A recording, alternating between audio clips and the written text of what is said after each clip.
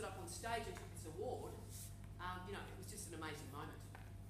I'd earned about 150, 160 grand, and I remember thinking, I remember people came up to me, principals came up to me, and they said, Danny, what are your scripts and dialogues? And I swear to God, this is what I said. I said, what is a script and dialogue? I'd never heard that terminology before.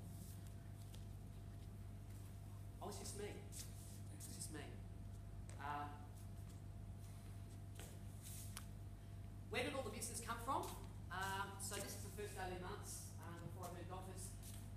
So 36 listings from fly drops. Referrals as a result of good business.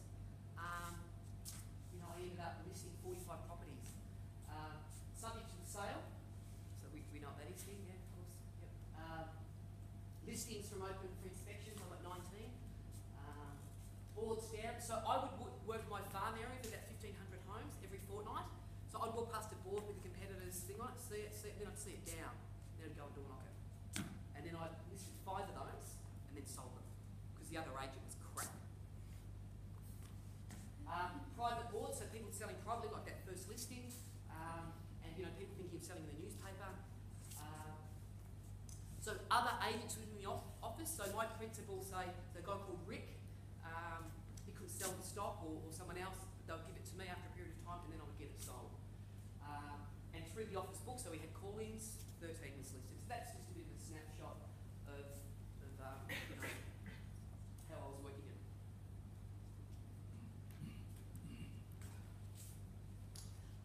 What I'm about to say, not everybody will agree with you. I'm not here to be liked or for people to agree. This is my journey, my story.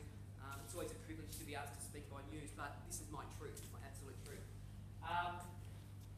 I believe when you list a property, you should take it to market properly. I just believe that. Okay, so in my marketplace, this is what happens. You know, they might call, if you don't have a relationship with them, so, you know, there's 2 types of listings, isn't there? There's the listings that you have to refer, you know, you referred in and you're probably going to list it. Then there's the other type where you're called in cold. Yeah, 3 or 4 agents, or in my marketplace, 30 agents through, and eventually you'll be working for free. It just becomes a disaster. But when I go to a listing presentation, when my team goes to a listing presentation, I believe this to my core. Okay, I don't do this. I don't say, you know what? You don't need to market it, Mr. Vendor. Don't worry about it. I've got a buyer. Let me bring them through. So they bring, you know, and what they're saying is this. I'm going to save you I'm going to save you $4 grand in marketing money because we're going to quickly sell it. Good win for the agent, okay? Or they say this, I'm going to bring my database through first, and then we're going to sell it through there. And you don't have to spend any money on marketing. I'm going to save you money, save you $4 grand. Yeah. So I think there's some fundamental problems with that. Some really big ones. Number one. Is great if you sell it straight away and the vendor's happy, right? I always think, how much did you just lose to the vendor? And they don't even know.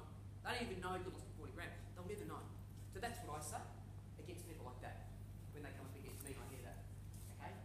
Secondly, real estate's all about profile. In my first couple of years, I grew my profile. People knew who Daniel Hayes was in Geelong, making no mistake about it. Okay?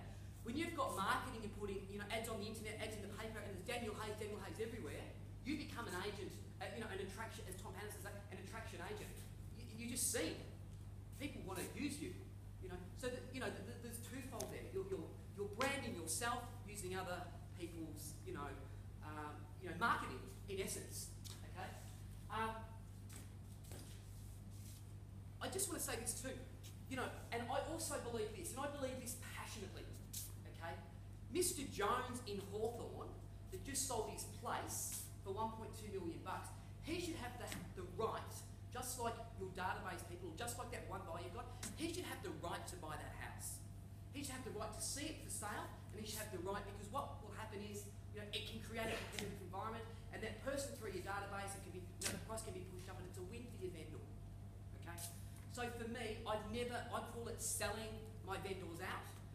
If they say to me, Danny, have you got a database? Danny, I say, yes, I have. I say, but I want to take it to market. Okay, I want to take it, and we're going to bring them all through at our first open home, and we're going to have 30 people there. We're going to create a competitive environment, and eventually we'll get it sold, and and we'll be aiming to overfill asking price. So, or I can bring that one buyer through, believe that, you know, and you know, the people that I know in real estate closely, the people that are writing 7 figures, it just seems to go hand in hand. VPA spend and making a lot of money. And I know there's probably people in here that will beg to differ, but that's been my experience. That's been my experience. My office, when I was the #1 agent, I had the highest VPA spend. My office had the highest VPA spend. And as a result of that, you know, we made the most money.